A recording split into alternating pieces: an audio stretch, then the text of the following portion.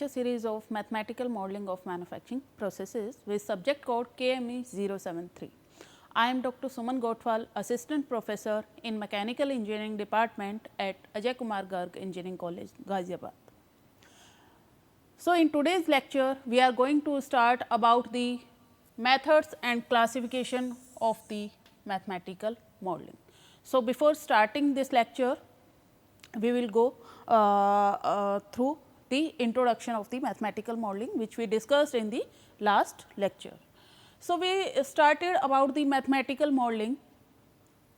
So, what was mathematical modeling? Mathematical modeling is a way to represent something. Okay. And after that, we discussed about the statistical and data driven modeling approach. So, in this we saw that how the inputs and outputs are related with each other. Okay. हम input and output को relate कर रहे हैं with the help of the different equations, how they are impacting each other. Okay. And we also studied how to collect the data, review data, analyze data, and after that how to conclude from that data. Okay. After that, we studied about the importance of mathematical modeling, why we need to study about the mathematical modeling, what is the requirement of it. Okay. So, we have already discussed that mathematical modeling is required or needed in each and every field these days. And after that, we discussed about different stages. So, we saw that there are 6 stages of mathematical modeling and we discussed in details. And then we discussed the process of mathematical modeling, and at last we discussed about the different factors of mathematical modeling, like the scope of the mathematical modeling which we have prepared, and the complexity, accuracy, stability, and the consistency. So, after it we are going to study about the different methods, and we will also discuss about the classification of mathematical modeling.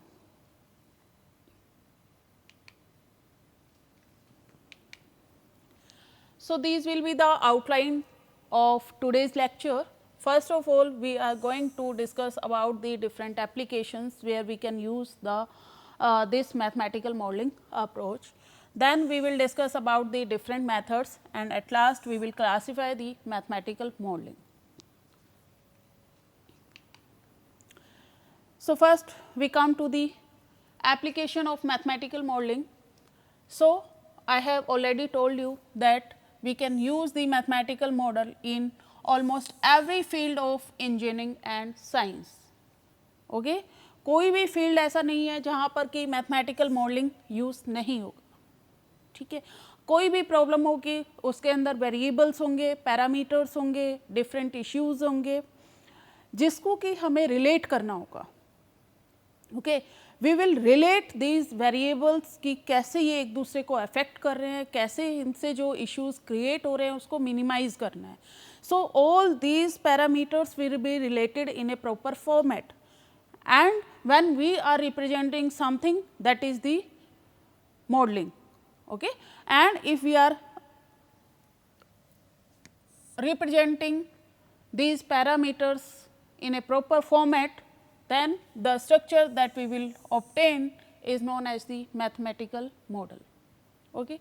So, if we talk about the applications, so we can use the mathematical modeling to study the crime rate. ठीक है. अगर crime rate को study करना है which is related to sociology, so अगर crime rate को study करना है तो हमें क्या करना होगा कि हमें पास्ट डेटा को एनालाइज करना होगा. ओके. एंड पास्ट डेटा को एनालाइज करके we can study the crime rate. To construct a building in the engineering field, it is related to engineering field. If we want to construct a building, we will make a plan. Okay. कि क्या क्या हमारी requirement होंगी और किस moment पे हमें कौन से एलिमेंट की या कौन से कंपोनेंट की रिक्वायरमेंट होगी, इसका एक प्रॉपर प्लानिंग करेंगे. That planning will be the mathematical modelling. ठीक है. अब इसमें वेरिएबल्स क्या होंगे कि जो मटेरियल की रिक्वायरमेंट होगी, जो आपको वर्क फोर्स की रिक्वायरमेंट होगी. ओके. और टाइम ड्यूरेशन की रिक्वायरमेंट होगी, तो उसके अकॉर्डिंग आप जो है अपने वर्क को या अपनी प्रॉब्लम को आप सब प्रॉब्लम्स में डिवाइड करते हैं जब हम कोई भी प्रॉब्लम को स्टडी कर रहे हैं। तो अगर हम जो कंस्ट्रक्ट कर रहे हैं एक बिल्डिंग को, वहाँ पे भी हम पहले प्लानिंग करेंगे, उसको जो है हम एक on the paper we will, जैसे हमने डिस्कस किया था कि what are the modes of representing something, so हम फिजिकल स्ट्रक्चर भी बना सकते हैं, हम वर्बली भी बता सकते हैं, हम ड्रॉ भी कर सकते हैं। तो we will draw this plan on the piece of paper, that will be the mathematical model to analyse the patterns in the planet. To analyse the patterns in planet, कि प्लैनेट्स जो है वो कैसे मूवमेंट हो रही है, ठीक है, प्लैनेट्स की कैसे मूवमेंट हो रही है, अगर उसको एनालाइज करना है तो उसके लिए भी हम क्या यूज़ कर सकते हैं, मैथमेटिकल मॉडलिंग यूज़ कर सकते हैं। Help to understand the universe and the conditions that are needed to sustain life. Universe को स्टडी करना है, we are part of the universe. अगर आपको यूनिवर्स को स्टडी करना है, आपको उन कंडीशंस को स्टडी करना है, आपको उन वेरिएबल्स को स्टडी करना है that are needed to sustain the life, okay. तो वहाँ पे भी हमको डिफरेंट जो इसके एलिमेंट्स होंगे, डिफरेंट कंपोनेंट्स होंगे, उनको एनालाइज करना होगा, उनको रिलेट करना होगा एक दूसरे से, कैसे वो इफेक्ट हो रहे हैं। तो वहाँ पे भी हम मैथमेटिकल मॉडलिंग की हेल्प ले सकते हैं। Mathematical modelling is capable of saving lives, assisting in policy and decision making, ठीक है। मैथमेटिकल मॉडलिंग के लिए और कहाँ यूज़ कर सकते हैं, अगर हमें लाइफ को सेव करना है, जैसे कि मेडिकल फील्ड की अगर हम बात करें तो मेडिकल फील्ड में भी जो है हम मैथमेटिकल मॉडलिंग को यूज़ कर सकते हैं, ठीक है। हम पास्ट डेटा जो है, मान लीजिए कोई भी जो है डिजीज़ अगर आ गई है, तो हम क्या करेंगे कि पास्ट डेटा को हम एनालाइज करते हैं, हम देखते हैं इसके सिम्टम्स कौन कौन से हैं, ठीक है। हम उसके अकॉर्डिंग जो है लोगों को गाइड करते हैं कि आपको ये प्रिकॉशंस लेनी है। तो वो क्या कर रहे हैं, वो हम मैथमेटिकल मॉडलिंग डेटा को एनालाइज कर रहे हैं, जो कि डेटा ड्रिवन और आपकी स्टैटिस्टिकल मैथमेटिकल अप्रोच है। तो वहाँ पे भी आप जो है मैथमेटिकल मॉडलिंग को यूज़ कर रहे हैं in the medical field. Then assisting in policies, policies जब हम बना रहे हैं तो वहाँ पे भी हमें डिफरेंट फैक्टर्स को कंसीडर करना होगा और उनको जो है देखना होगा कि कैसे वो इम्पैक्ट डाल रहे हैं एक दूसरे के ऊपर। तो हम पॉलिसी मेकिंग में भी आप मैथमेटिकल मॉडलिंग को यूज़ कर सकते हैं। देन डिसीजन मेकिंग, अगर हमें डिसीजन कोई लेना है कि हमारे पास 4 to 5 ऑल्टरनेटिव्स हैं, लेकिन हमारा बेस्ट ऑल्टरनेटिव कौन सा है, तो उसके लिए अगर डिसीजन मेकिंग करनी है तो हमारे पास बहुत सारी डिसीजन मेकिंग टेक्निक्स होती हैं। फॉर एग्जांपल कि AHP एनालिटिकल हिरार्की प्रोसेस है, ये एक डिसीजन मेकिंग टेक्निक्स है। तो यहाँ पे क्या करते हैं, हमारे पास डिफरेंट ऑल्टरनेटिव्स होते हैं और उसमें से बेस्ट ऑल्टरनेटिव कौन सा है, या आप एक हिरारिकल ऑर्डर जो है वो आपको मिल जाता है कि फर्स्ट जो है प्रेफरेंस कौन से ऑल्टरनेटिव को मिलेगी, सेकंड प्रेफरेंस किसे देंगे, थर्ड प्रेफरेंस किसे देंगे, एंड सो ऑन, ठीक है। तो it is the example of decision making techniques कि कैसे जो है डिसीजन मेकिंग में भी हम मैथमेटिकल मॉडलिंग को यूज़ कर सकते हैं। Then to optimise the economic growth, अगर हमें ऑप्टिमाइज़ करना है not only the economic growth, किसी भी चीज़ को अगर ऑप्टिमाइज़ करना है तो वहाँ पे भी हम मैथमेटिकल मॉडलिंग की हेल्प ले सकते हैं। Then to solve the problems in the military operations, military operations जो होते हैं उसमें भी अगर हमें कोई इश्यूज़ को सॉल्व करना है, कोई प्रॉब्लम को सॉल्व करना है, तो वहाँ पे भी हम मैथमेटिकल मॉडलिंग को ईजिली यूज़ कर सकते हैं। Then we come to the different methods of mathematical modeling. So any real world system can be modeled in 3 basic methods. तो अगर हम basic methods की बात करें तो we have 3 basic methods. For example, first we have the forward modeling. So mostly हम forward modeling ही use करते हैं जहाँ पे हमें inputs जो हैं वो पता है और हमें outputs जो है वो find out करनी होती है। तो these forward modeling are used for solving the outputs with known or assumed inputs. Inputs हमें पहले से पता होती है और आउटपुट्स को हम फाइंड आउट कर रहे होते हैं। क्लियर? अब इसका एग्जांपल क्या होगा अगर फॉरवर्ड मॉडलिंग की बात करें जहाँ पे कि हमें इनपुट्स पता है, ठीक है। फॉर एग्जांपल अभी मैंने AHP technique, decision making technique का एग्जांपल लिया कि हमें इनपुट वेरिएबल्स हमें सारे पता है कि हमारे पास ये ऑल्टरनेटिव है, हमें ये पता है, लेकिन हमें ये नहीं पता है कि आफ्टर द कंप्यूटेशन या आफ्टर जो है दिस इम्प्लीमेंटिंग दिस टेक्निक कौन सा जो है बेस्ट मेथड होगा, ठीक है। तो what will be the output. तो ये we can say AHP is the example, या different decision making technique is an example of the ford modelling. और दूसरा एग्जांपल क्या हो सकता है, जहाँ पे हमें इनपुट्स पता है और आउटपुट्स हमें निकालनी है। फॉर एग्जांपल कि हमारे पास मान लीजिए कि हमने बोला कि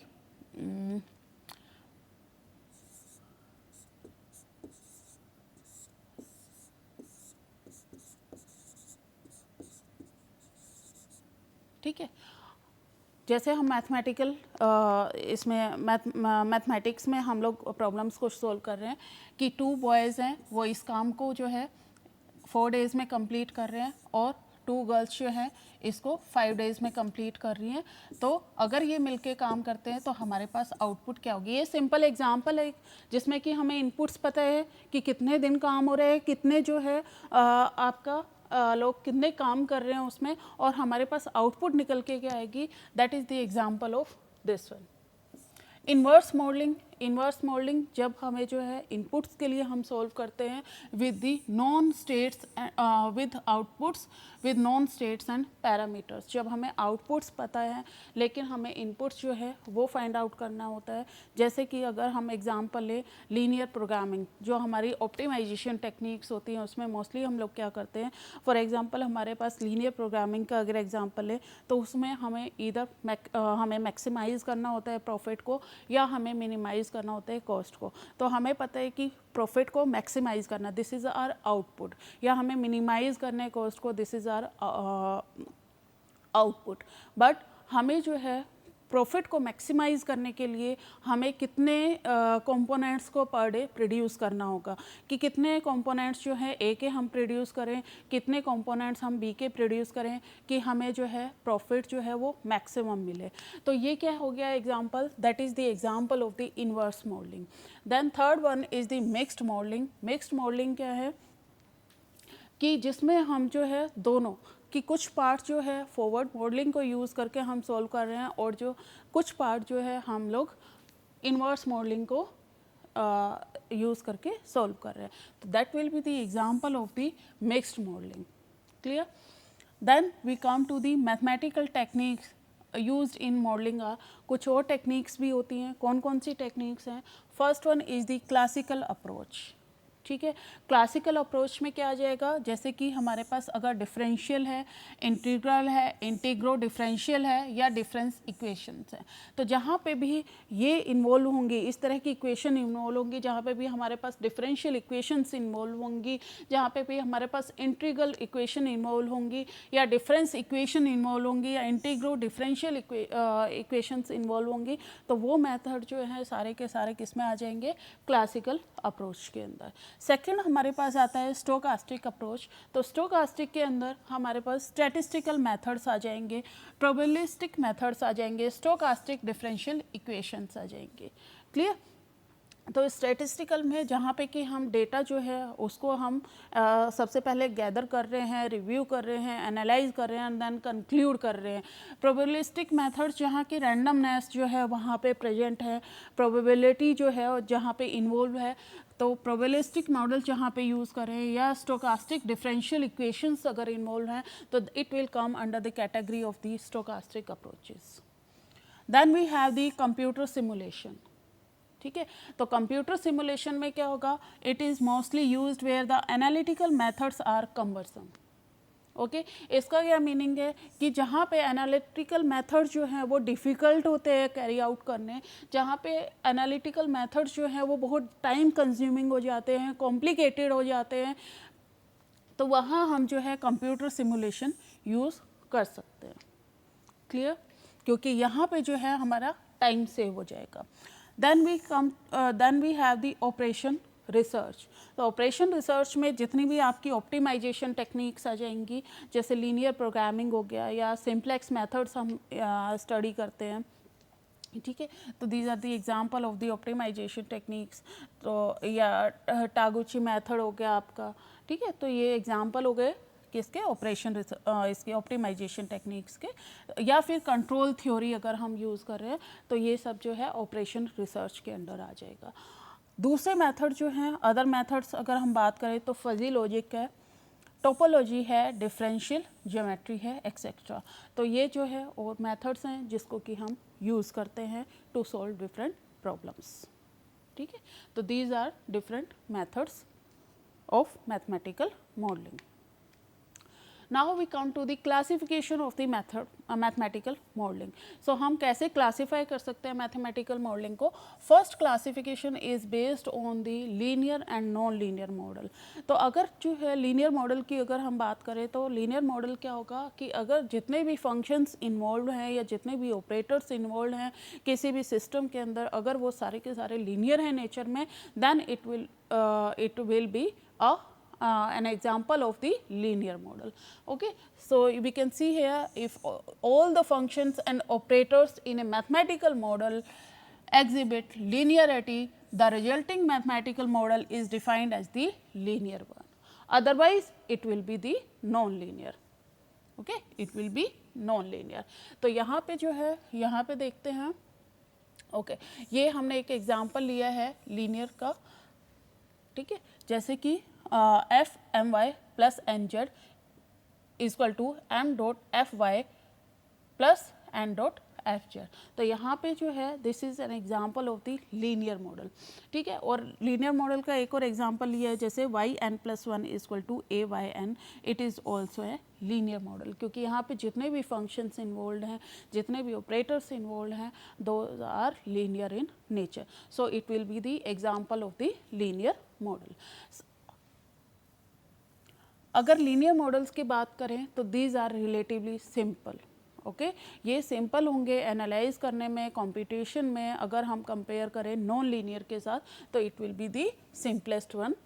इन order to analyse the non linear model को अगर हमें यूज़ करना है या उनको एनालाइज करना है तो some time linearization techniques are used to convert it into the equivalent linear model। तो कुछ टेक्निक्स हमारे पास होती हैं जिनको कि यूज़ करके हम नॉन लीनियर मॉडल्स को भी लीनियर में कन्वर्ट कर सकते हैं। तो ये हो जाए, इस तरह से हम नॉन लीनियर मॉडल्स को एनालाइज कर सकते हैं। तो अगर हम एग्जांपल देखें कि यहाँ पे अगर ये इक्वेशंस देखें y N plus one equal to A Y n bracket 1 minus y n, तो it is an example of the linear non linear model. क्यों होगा नॉन लीनियर मॉडल का? जब इसको एग्जाम्पल करेंगे तो क्या मल्टीप्लाई करेंगे तो क्या आ जाएगा A Y N and minus ये क्या हो जाएगा ए इंटू वाई एन का स्क्वायर। तो ये जो है नॉन लीनियर टर्म इसमें इंक्लूड होगी, that's why it is known as the non linear equation, ठीक है। ए यहाँ पे क्या है, ए हमने कोई कांस्टेंट मान लिया है, तो यहाँ पे जो है आपके पास यहाँ पे ये वेरिएबल जो हो गया नॉन लीनियर हो जाएगा, इसलिए नॉन लीनियर का एग्जांपल है। Clear? Now we come to the second classification, that is the static and the dynamic model, ठीक है। तो स्टैटिक का मीनिंग क्या होता है? Which are study in nature, ठीक है, मीन्स जो टाइम इनवेरिएंट है, टाइम के साथ चेंज नहीं होंगे, तो ये क्या है टाइम इनवेरिएंट मॉडल होते हैं।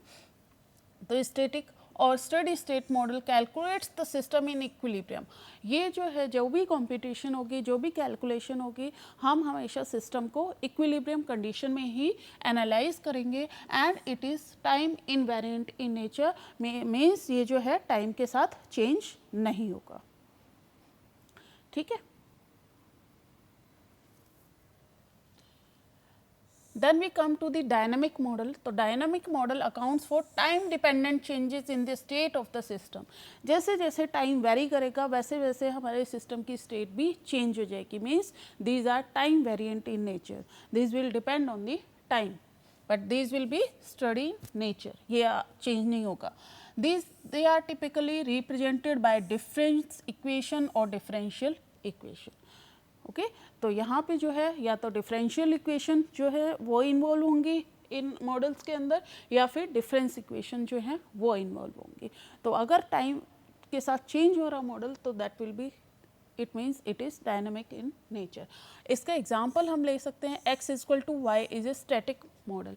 तो x इक्वल टू वाई है, यहाँ पे कोई भी टाइम की टर्म जो है वो इन्वॉल्व नहीं है, means it will be static in nature. But अगर हम इसको देखें x equal to Y into T, तो t क्या है, ये आपका टाइम का फंक्शन है। मीन्स जैसे जैसे जो है टाइम के साथ साथ हमारे ये वाली वैल्यू भी चेंज होती रहेगी, मीन्स इस सिस्टम की स्टेट भी चेंज हो रही है with the change of time. So it will be the example of the dynamic system. एक और एग्जांपल हम ले सकते हैं, for example if a person is sitting beside you, okay, that will be static with respect to you, but it will be dynamic with respect to earth। ठीक है, अगर जो है कोई भी आपके साथ में बैठा तो आपके रिस्पेक्ट में he will be और she will be static in nature, लेकिन अर्थ के रिस्पेक्ट में अगर आप देखते हैं तो वो जो है डायनेमिक होगा, क्योंकि अर्थ भी मूव कर रही है, अर्थ के साथ साथ उसकी स्टेट चेंज हो रही है। ठीक है, तो यहाँ पे जो है ये आपका एग्जाम्पल हो गया स्टैटिक और डायनेमिक का। Then we come to the third classification, that is the discrete or the continuous time model। Okay, so discrete क्या होता है? Discrete model treats object as discrete, they are not continuous in nature। Okay, means जो आपके elements होंगे या जो आपका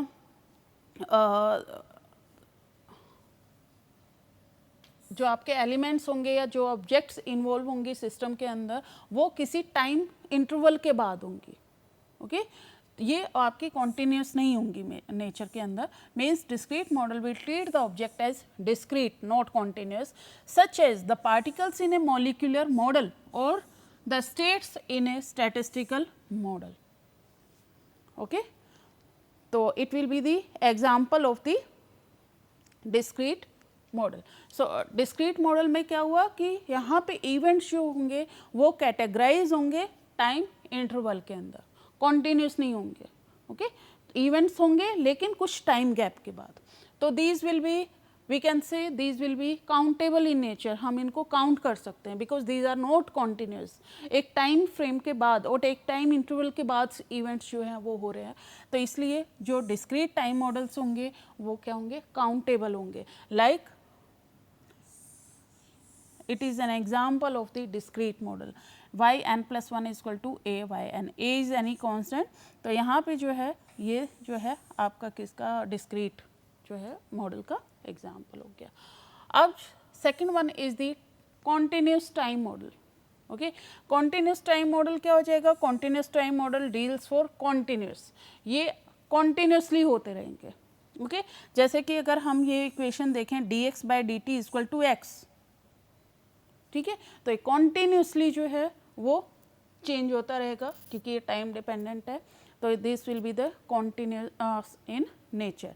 तो we can say that here the events will takes place at every point in time.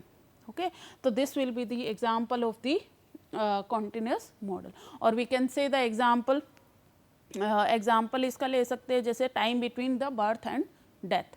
ठीक है, वो कॉन्टिन्यूसली चलता रहता है टाइम, तो it is also an example of the continuous model. और बाकी अगर एग्जाम्पल लेने हैं तो हम ले सकते हैं जैसे टेम्परेचर एंड स्ट्रेसेस होते हैं सॉलिड्स के अंदर, या फिर इलेक्ट्रिक फील्ड जो कि अप्लाई की जा रही है continuously over the entire model due to a point change charge. ठीक है, तो this will also be the example of the continuous model. Now the next classification is deterministic versus stochastic models। तो ये क्या होंगे, deterministic and stochastic models कौन से हैं? A model in which every variable state involved in the system can be uniquely determined by parameters or by set of previous states of these variables is known as deterministic models। कि यहाँ पे जो है जितने भी variables involve हैं system के अंदर, अगर उन वेरिएबल्स को जो है उन वेरिएबल्स की स्टेट को आप डिटरमाइन कर सकते हैं, उसकी एक वैल्यू आप फाइंड आउट कर सकते हैं, तो that will be the deterministic model, कि जितने भी आपके पास वेरिएबल्स हैं उसको आप डिटरमाइन कर सकते हैं। आप कैसे डिटरमाइन करेंगे, या तो पैरामीटर से या जो प्रीवियस स्टेट्स हैं उन वेरिएबल्स की उससे, ठीक है। तो that will be the example of the deterministic. For example the length of hypotenuse can be determined from the length of the base and perpendicular in a right angle triangle. Okay? ये तो आप सभी को पता है कि जो है राइट एंगल ट्रायंगल में जो लेंथ है हाइपोटेन्यूज की वो हम length of base and perpendicular से फाइंड आउट कर सकते हैं। तो यहाँ पे हम एक वेरिएबल की एक वैल्यू जो है वो डिटरमाइन कर रहे हैं, इसलिए it will be deterministic in nature. Now we come to the stochastic model. Stochastic model के अंदर क्या होगा, रैंडमनेस होगी। ओके एक यूनिक वैल्यू जो है वेरिएबल्स की वो हमें नहीं मिलेगी, here the randomness will be present. So variable states are not described by the unique values. हम एक वेरिएबल्स की वैल्यू फाइंड आउट नहीं कर सकते, but rather than the probability distribution, यहाँ पे प्रोबेबिलिटी यूज होगी, यहाँ पे प्रोबेबिलिटी डिस्ट्रीब्यूशंस को हम यूज़ करेंगे। और इसका एग्जांपल जैसे हम प्रेडिक्ट करते हैं कि रेन जो है नेक्स्ट मंथ में वो कैसे, वो एक प्रेडिक्शन है, ठीक है। रैंडमनेस है, हो भी सकता है और नहीं भी, प्रोबेबिलिटी के चांसेस ज़्यादा रहेंगे। तो here the randomness will be present in case of the stochastic models. Now we come to the autonomous and non autonomous model. So autonomous and non autonomous model क्या होंगे? An autonomous model is one in which the system of ordinary differential equation does not explicitly depend on the independent variable. ठीक है, तो यहाँ पे क्या होगा, जो भी हमारे पास ODE that is ordinary differential equations हैं वो एग्जैक्टली डिपेंड नहीं कर रही हैं इंडिपेंडेंट वेरिएबल्स के ऊपर, ठीक है। तो when the variable is time, ठीक है, अगर हम वेरिएबल जो है वो टाइम ले रहे हैं और हम ये कह रहे हैं कि जो है टाइम पे वो डिपेंड ही नहीं कर रही है, तो इसको हम बोल सकते हैं कि it will B time invariant model, कि टाइम के साथ वो चेंज नहीं होगा, क्योंकि यहाँ पे हम वेरिएबल टाइम ले रहे हैं कि टाइम अगर वेरिएबल है और हमारी जो ऑटोनोमस मॉडल्स हैं उनमें जो वेरिएबल्स पे डिपेंड नहीं करती हैं जो इक्वेशंस होती हैं। तो यहाँ पे एग्जांपल अगर ये लें हम dy by dt equal to y, तो that will be the example of the autonomous model. Okay, an autonomous system can be transformed into dynamical system। तो डायनामिकल सिस्टम में भी हम जो है उसको चेंज कर सकते हैं ऑटोनोमस सिस्टम को, कि वो टाइम वेरिएंट हो जाए, ठीक है, टाइम के साथ चेंज हो। तो इसको हम ट्रांसफॉर्म कर सकते हैं डायनामिक के अंदर, और डायनामिक को ट्रांसफर कर सकते हैं इन द ऑटोनोमस, की वो टाइम जो है मीन्स उस जो वेरिएबल्स जो हैं उस पर वो उस पर हमारा जो सिस्टम है वो या इक्वेशंस जो हम यूज़ कर रहे हैं वो डिपेंड ना करें। तो इसको हम जो है ट्रांसफॉर्म कर सकते हैं। A system which is not autonomous will be the non autonomous. Okay, for example this one dy by dt equal to sine yt, तो it will be the example of the non autonomous. Okay, now we come to the explicit versus implicit models. तो कौन से explicit होंगे, कौन से implicit होंगे? If all the input parameters of the overall system are known or overall model are known and the output parameters can be calculated by a finite series of computation, the model is said to be explicit in nature। Okay, जहाँ पे हमें सारी inputs तो पता होती हैं और हम जो है आउटपुट्स को कैलकुलेट करते हैं, तो हमारे पास कंप्यूटेशन टेक्निक्स होंगी, तो सीरीज ऑफ कंप्यूटेशन टेक्निक्स को आप यूज़ कर रहे हैं और आउटपुट्स जो है वो फाइंड आउट कर रहे हैं, आउटपुट पैरामीटर्स को। तो जैसे हमने फॉरवर्ड मॉडलिंग के लिए किया था कि वहाँ पे हमें इनपुट्स पता है, आउटपुट्स के लिए हम कैलकुलेट कर रहे हैं, तो in the same way in the explicit models inputs will be known and outputs parameters are calculated. In case of the implicit, if the output parameters are known and the corresponding input parameters are solved by an iterative procedure, जैसे कि example Newton methods, in such a case the model is said to be implicit. ठीक है। जैसे कि inverse modelling के अंदर था कि हमें आउटपुट जो है वो हमें नॉन है, लेकिन हम इनपुट्स के लिए जो है कंपटीशन कर रहे हैं। तो सेम जो है यहाँ पे क्या है, आउटपुट पैरामीटर्स हमें पता है और इनपुट्स जो है वो हम सोल्व कर रहे हैं आइटरेटिव प्रोसीजर्स के थ्रू। जैसे कि आपका न्यूटन मेथड्स भी एक इसी तरह का मेथड है जहाँ पे कि हम ये कर सकते हैं। तो उस केस में हम उसको इम्प्लिसिट मॉडल बोलेंगे, ठीक है। So these are the references. Okay. So this is all about the mathematical modeling methods and applications, okay, or classifications. So that is all from my side for today's lecture. Thank you very much for listening the lecture.